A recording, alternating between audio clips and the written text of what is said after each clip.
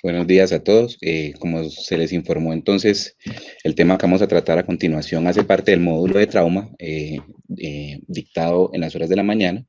Vamos a hablar de trauma craneoencefálico penetrante por proyectil de arma de fuego.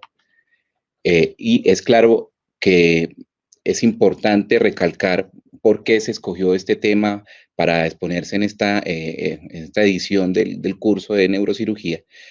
Y creo que todos estamos de acuerdo en que el panorama en el cual nos encontramos hace menester conocer de este tema, la incertidumbre que se puede presentar al momento de atender un paciente un paciente que ha sufrido heridas por proyectil de arma de fuego en cualquier superficie de su humanidad y particularmente en el cráneo, nos va a generar lo que podemos llamar la angustia del momento, en el preciso instante en el que estamos atendiendo a esos pacientes y obviamente se viene la pregunta a nuestra mente sobre si estamos ante un paciente que tiene posibilidades de recuperación o es un paciente que está camino a sufrir un deterioro y fallecer eventualmente. Y pues todos comprendemos las limitaciones que tiene nuestro sistema de salud y en todas las distintas patologías o enfermedades que enfrentamos nosotros en el sistema, siempre tenemos ahí ese ítem de el adecuado uso de los recursos del sistema de salud para ser eficientes al momento de atender a los pacientes de una manera justa y que nos permita tratar de manera correcta al resto de los pacientes que vamos a atender eventualmente. Entonces, si miramos estas tres razones para escoger este tema, podemos también dilucidar un esquema de tratamiento, un esquema de trabajo para hablar de este tema, ¿cierto? En cuanto al panorama, para entenderlo vamos a desglosar específicamente la epidemiología y la fenomenología sobre lo que está sucediendo. Para tratar la incertidumbre vamos a hablar de temas específicos de esta patología y claramente el uso de recursos está muy relacionado con el tratamiento que vamos a utilizar o aplicar en estos pacientes. Muy bien. Entonces, el panorama de esta patología no es desconocido para ninguno de los que estamos presentes en este curso, porque vivimos en Colombia y sabemos que hace más de medio siglo aproximadamente sufrimos una situación particular, que es el conflicto armado que se ha presentado desde el 58, que ha dejado un gran número de víctimas y esas víctimas, muchas de ellas están o si han padecido algún tipo de lesión, ha sido a través de heridas por proyectil de arma de fuego. Si miramos entonces los datos del Centro de Recursos para el Análisis de Conflictos, en el contexto urbano no ha sido ajeno tampoco la población, ¿no? Se ve igualmente afectada con este tipo de situación, de este fenómeno. Vemos entonces que la violencia política, si trazamos una curva de cómo se ha comportado de alguna manera los reportes de diferentes tipos de violencia armada en el contexto urbano, es una curva que tampoco es alentadora, pues persiste. Y si miramos entonces el comportamiento de los pacientes heridos por balas perdidas, proyectiles perdidos, aunque aquí indica que ha bajado el número recientemente con respecto al 2016, estamos lejos de tener cifras alentadoras o que nos puedan tranquilizar. Y desafortunadamente no parece haber un futuro promisorio, hablando específicamente de la intención del Estado de tener el monopolio de las armas, sino que antes hay intenciones de flexibilizar la manipulación y el porte de armas por parte de la sociedad, algo que pudiera cambiar este fenómeno desafortunadamente a un panorama peor. Entonces, el trauma penetrante por proyectil de arma de fuego representa en realidad en la literatura mundial el 12% de todos los traumatismos encefalocranianos. La incidencia se habla o se reporta principalmente desde las muertes por año y vemos entonces que hay una cifra de aproximadamente 35.000 muertes al año en la literatura mundial, donde el 90% de estos pacientes fallecen en el contexto extrahospitalario.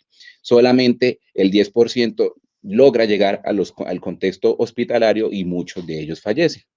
En Colombia tenemos cifras aportadas por el Instituto de Medicina Legal del 2013 que nos muestra que para ese año se presentaron 13.000 homicidios y aproximadamente 1.500 homicidios y el 19 y el 16% de manera respectiva estaban relacionados con traumatismos encefalocranianos por proyectil de arma de fuego.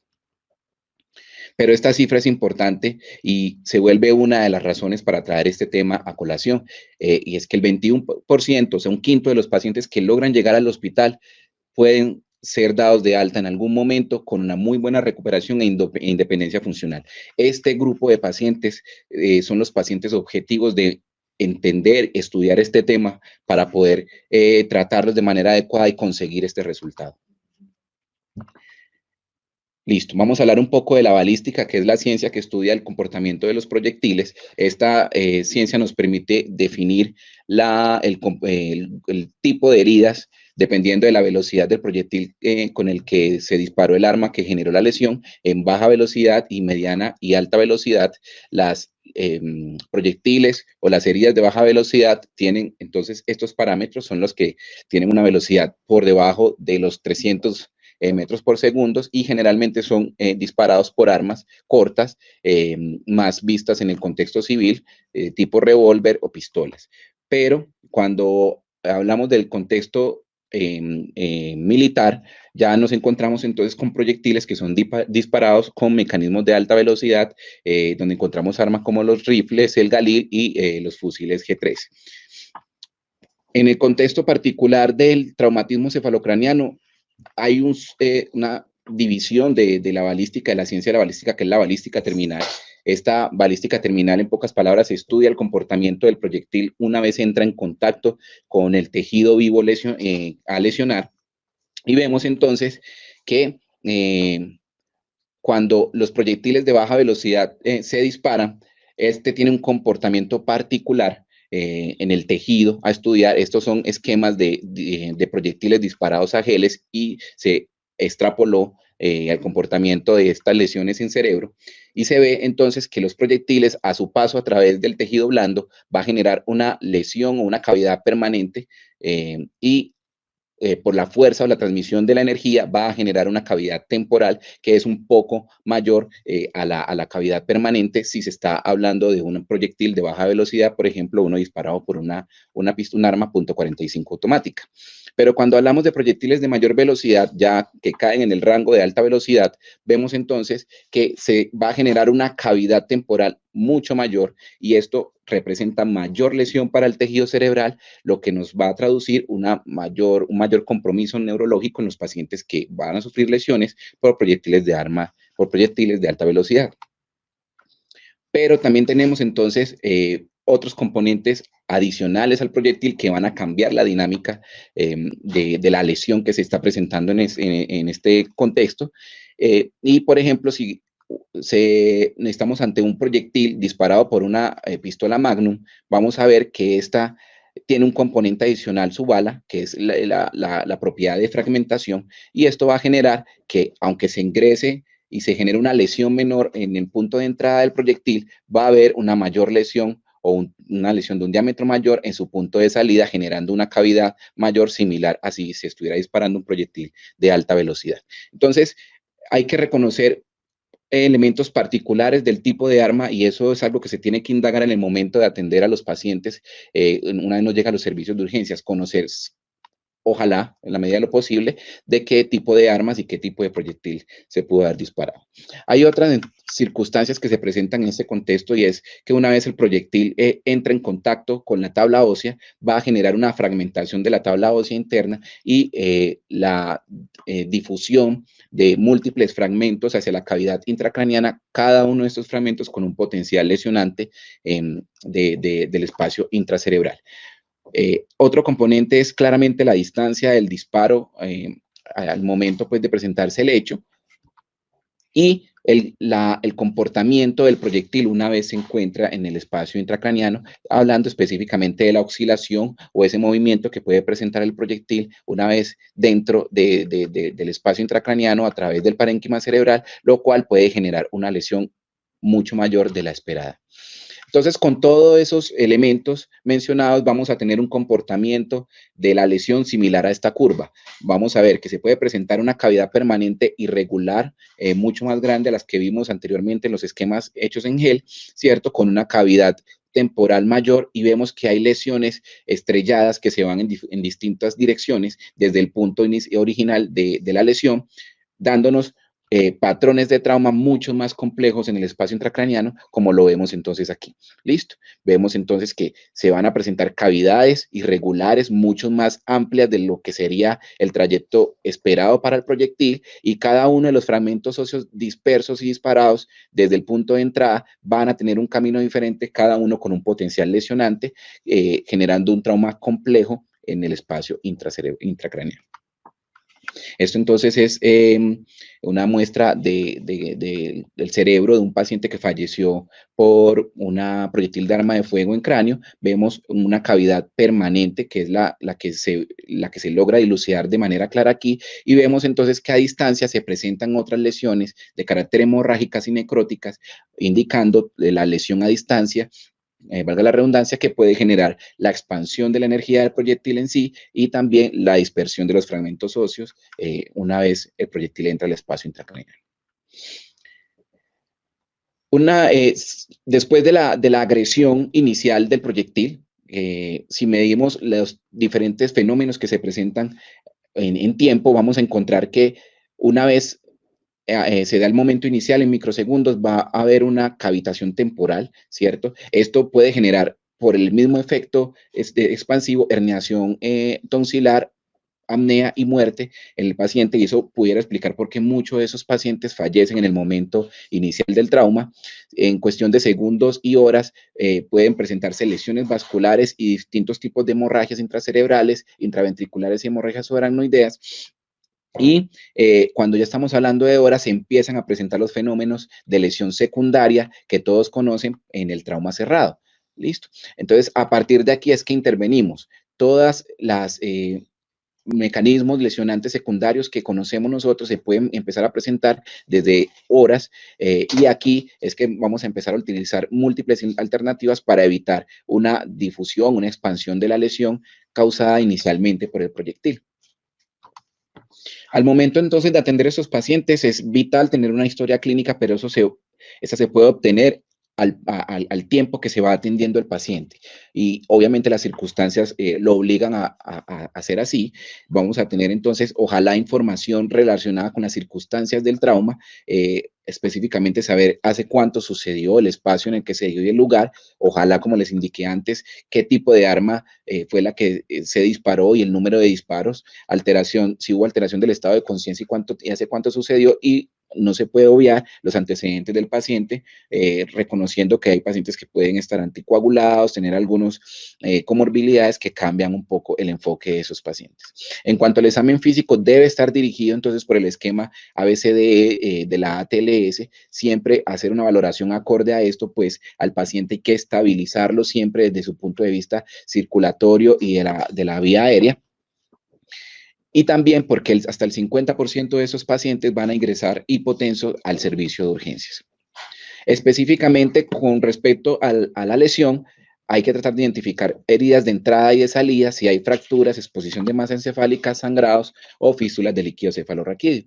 Generalmente una lesión de entrada por un proyectil de arma de fuego va a ser una lesión pequeña, regular, redondeada, con poco sangrado, y el punto de salida del proyectil va a generar una herida mucho más irregular, estrellada, con salida de contenido encefálico y sangrado.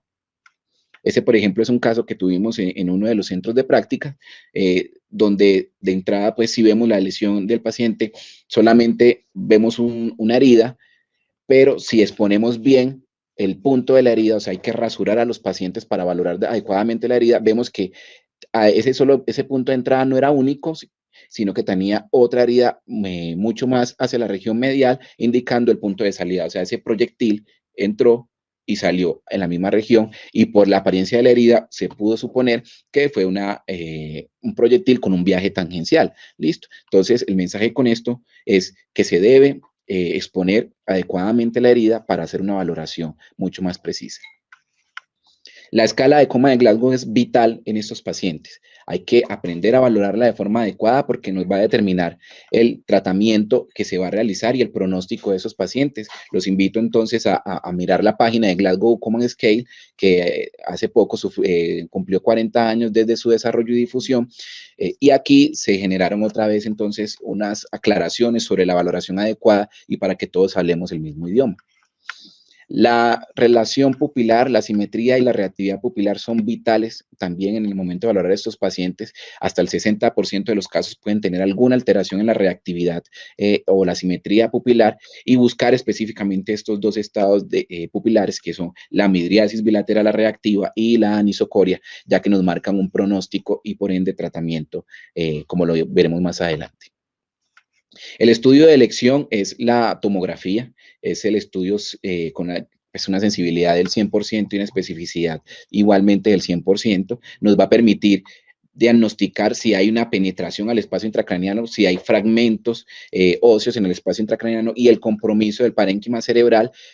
También determinar si hay lesiones con efecto de masa, como lo vemos acá, el hematoma subdural, y si hay desvíos de línea media, todo cual nos va a permitir definir qué tipo de tratamiento va a requerir ese paciente.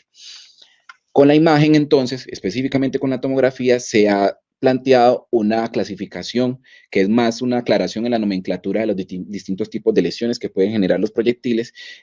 Entonces, hablamos, por ejemplo, de proyectiles penetrantes, si es un proyectil que tiene un punto de entrada y un punto de salida, y de perforantes, si solamente entra, pero el proyectil no logra salir.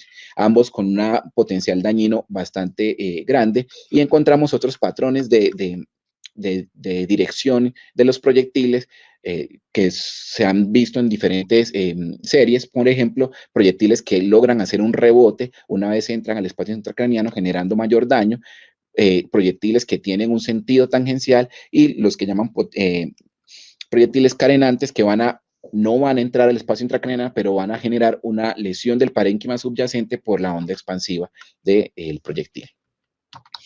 Las tomografías nos han permitido entonces determinar si hay lesiones de mal pronóstico una vez vemos a estos pacientes y les hacemos el estudio. Y hay entonces lesiones descritas como las lesiones multilobales o bihemisféricas, y los sangrados o las hemorragias intraventriculares han demostrado que a esos pacientes les va peor. Si el paciente tiene una lesión con una trayectoria que está a 4 centímetros por encima del dorso celar, que es este punto que estoy marcando, esos pacientes tienen una alta probabilidad de fallecer, e incluso lo llaman la zona fatalis. Cuando un paciente presenta un trayecto de lesión que pasa por esta región, que es en pocas palabras el centro geográfico del cerebro, ahí encontramos el tálamo y los ganglios basales, la probabilidad de que el paciente llegue en un punto perimortem es muy alto. ¿Listo? Las lesiones que tienen una trayectoria que cruzan los 3 planos, también los que tienen lesiones con efecto de masa, desplazamientos de línea media mayor de 10 milímetros, o los que en el momento de la valoración tienen ausencia de las cisternas de la base, como la vemos en esta imagen, que es un corte relativamente basal porque vemos el techo de las órbitas, no encontramos ninguna cisterna en este corte. Este tipo de lesiones son indicativos de un paciente con alta probabilidad de muerte. Y este signo, que es el signo del tram track sign, es como el signo del tranvía, es un signo que marca o se describe como una zona oscura delimitada por una zona de sangrado en la parte superior e inferior. Es un signo que se ha encontrado relacionado con una mortalidad de hasta el 60%. Entonces, los invito en el momento de valorar las tomografías a tratar de buscar estos criterios de mal pronóstico, pues nos va a dirigir de alguna manera el tratamiento a seguir. Hay también datos en la tomografía que nos puede sugerir lesiones vasculares por el proyectil, y el que quiero que quede aquí como conclusión de las imágenes es si el proyectil entra por la región terional. Un paciente que tenga una lesión por esta ubicación tiene una alta probabilidad de sufrir trauma o un compromiso del polígono de Willis, y este tipo de lesiones ameritan a realizar un estudio complementario como la angiografía o la angioTAC. En cuanto al tratamiento, el tratamiento médico no difiere mucho del trauma cerrado. No voy a ahondar ni me voy a detener en esto, pues porque ya lo hemos tratado en las horas de la mañana. No cambia mucho el manejo de la hipertensión endocraniana, procurar una normocapnia y obviamente evitar el exceso de cristaloides para hacer una reanimación normotensiva en esos pacientes, pero particularmente por ser trauma penetrante hay que tener presente la profilaxis antitetánica y hacer un adecuado lavado de la superficie y sutura de la herida si el paciente no va a ser atendido inmediatamente por el especialista. Aquí va una recomendación de algo que hemos visto con frecuencia en los distintos servicios de urgencia neuroquirúrgicos, y es que generalmente envían a los pacientes, sí, los suturan, pero los envían con puntos simples en la herida. Cuando llegan al punto de remisión, al hospital de mayor complejidad, estas heridas, por estar inflamadas y por estar muy maceradas, se abren y el paciente y su familia, si el paciente está consciente, se van a ver expuestos a ver algo grotesco como es la salida constante de material encefálico por la herida. Entonces los invito a hacer puntos un poco más complejos, no complejos, en realidad mucho más que manejen mayor tensión para evitar este tipo de situaciones. La terapia anticonvulsiva en estos pacientes es algo en lo que se debe tener. Sabemos entonces que todo trauma penetrante, según las recomendaciones de la guía de la Brain Trauma Foundation, todo paciente con herida a cráneo penetrante debe recibir profilaxis anticonvulsiva, y la profilaxis, recuerdo, les quiero recordar, es solamente una semana, no más de 10 días, no tiene ningún efecto para prevenir la epilepsia o las convulsiones tardías, y no tiene mayor efecto, solamente tiene un efecto hasta los 7 días. Estas son las dosis entonces recomendadas en los anticonvulsivantes recomendados, teniendo siempre entonces en primera línea la fenitoína y el levetiracetam, y dejando el ácido valproico como una alternativa en caso de que las dos anteriores no estén disponibles, pues de alguna manera se ha relacionado en algunos estudios con mayor mortalidad. Y en cuanto a la terapia antibiótica, hay una amplia variabilidad en la literatura, pues se ha manejado múltiples dosis, distintos tiempos de tratamiento y diferentes medicamentos, pero cuando se ve los cultivos o se evalúan los cultivos obtenidos de los pacientes que fueron intervenidos después de una herida penetrante, se encontró entonces un crecimiento casi que constante de Staphylo aureus sensible y bacilos gram negativos, por lo que los tratamientos recomendados para tratar a estos pacientes son estos antibióticos, como lo ven ahí les queda de todas maneras también en las memorias a utilizar. Sin embargo, les traigo entonces una nota que es parte de un estudio realizado en el Servicio de Neurocirugía de la Universidad de Antioquia. Es un estudio realizado en el 2013, donde después de valorar de manera prospectiva dos grupos de pacientes que recibieron terapia antibiótica y los que no se encontró un aumento de la incidencia de la infección entre estos dos grupos de pacientes, y encontraron de manera independiente que la persistencia de fragmentos óseos o metálicos en el espacio intracraniano, trayectos a través de la cavidad nasal o los senos paranasales y la hospitalización prolongadas eran situaciones independientes para el desarrollo de infecciones. Por lo mismo, por escuela, nosotros no utilizamos profilaxis antibiótica de entrada en los traumas penetrantes en estos pacientes y procuramos mejor el tratamiento quirúrgico antes de cualquier otro tratamiento no quirúrgico, ¿cierto? Cuanto a la cirugía, las indicaciones absolutas para tratamiento quirúrgico son el deterioro del estado del coma de Glasgow. Paciente que tenga un deterioro de 2 puntos del coma de Glasgow, hay que intervenirlo de manera rápida. La anisocoria con una tomografía que le explique, ¿cierto? Básicamente efecto de masa, lesiones con efecto de masa, como lo vemos acá, y la presencia de edema unilateral masivo con mínima hemorragia son indicaciones claras para realizar intervención quirúrgica. La cirugía, ojalá realizarse en un tiempo menor a 1 hora o dentro de la primera hora, y menos de 12 horas para mejorar los desenlaces, principalmente en cuanto a la infección. Lo que hacemos en cirugía de manera rápida es ingresar por el mismo punto de la herida, ¿cierto? Por donde ingresó el proyectil, y lo que vamos a hacer es quitar todo lo que nos encontremos anormal en el camino, drenar hematomas, realizar una resección de los fragmentos y luego hacer una reconstrucción por planos, reponer todos los planos anatómicos para prevenir el desarrollo de infecciones. Entonces, el retiro de los fragmentos y la reposición de la dura que se lesionó en ese punto y de la piel son vitales o puntos claves en el tratamiento quirúrgico de esos pacientes. Hay otro tipo de intervenciones mucho más grandes, pero eso se ajusta a la necesidad de cada paciente. En algunas circunstancias tenemos que realizar cranectomías descompresivas por edemas unilaterales masivos que están haciendo efecto de masa y deterioro del paciente. El pronóstico de esos pacientes está marcado por el Glasgow, como se los indiqué, en la valoración inicial de esos pacientes, la escala de coma de Glasgow adecuadamente valorada es vital. Sabemos entonces por diferentes estudios que los pacientes que llegan con un Glasgow entre 3 y 5, solamente el 8.1% de esos pacientes sobreviven y mientras mejore el puntaje de Glasgow, vemos entonces de manera progresiva un aumento o una mejoría en la supervivencia, siendo hasta el 90% de los pacientes que llegan en un Glasgow entre 9 y 15. ¿Listo? La cirugía ha demostrado que disminuye la mortalidad, por eso hay que procurar siempre el tratamiento adecuado por el neurocirujano y la mejoría significativa de la funcionalidad es otro parámetro que se ha visto entonces relacionado a la escala de coma de Glasgow. Hay múltiples parámetros también no neurológicos que se han relacionado con un peor pronóstico en esos pacientes.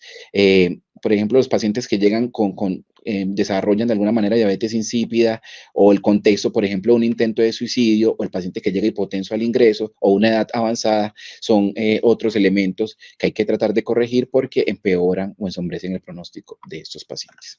Entonces, ya para concluirles, este es un flujograma de tratamiento, una recomendación que se les hace desde el servicio para tratar a esos pacientes y arrancamos desde a la adecuada valoración de la escala de coma de Glasgow y el estado pupilar. Si encontramos un paciente que llega en una escala de coma de Glasgow de 3 y llega con unas pupilas reactivas, la recomendación es no realizar tratamiento quirúrgico y solamente dar medidas de soporte. Si el paciente tiene un Glasgow mayor de 3 o reactividad pupilar, siempre realizar entonces la tomografía simple de cráneo para mirar el estado de la lesión.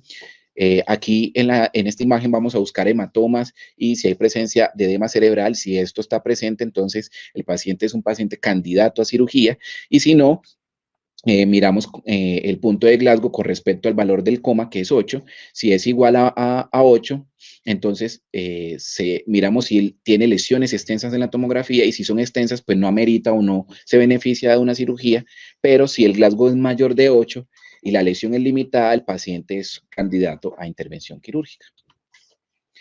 Les concluyo entonces diciéndoles que es claro por el panorama que les mostré al principio que no se puede considerar infrecuente el trauma craneoencefálico penetrante por proyectil de arma de fuego en nuestra región, por nuestro contexto, que es una patología que tiene altas tasas de letalidad y costos, por eso tenemos que tener claridad sobre a qué nos estamos enfrentando, saber cómo utilizar los recursos en estas circunstancias y valorar adecuadamente el estado neurológico es vital. Siempre una adecuada valoración de la escala coma de Glasgow, porque como se los mostré, nos marca entonces tratamiento y nos marca pronóstico, y si el paciente es un paciente con un buen estado neurológico, realizar siempre un tratamiento agresivo, pues hemos visto que tienen un potencial de recuperación funcional y de sobrevida bastante grande. Muchas gracias.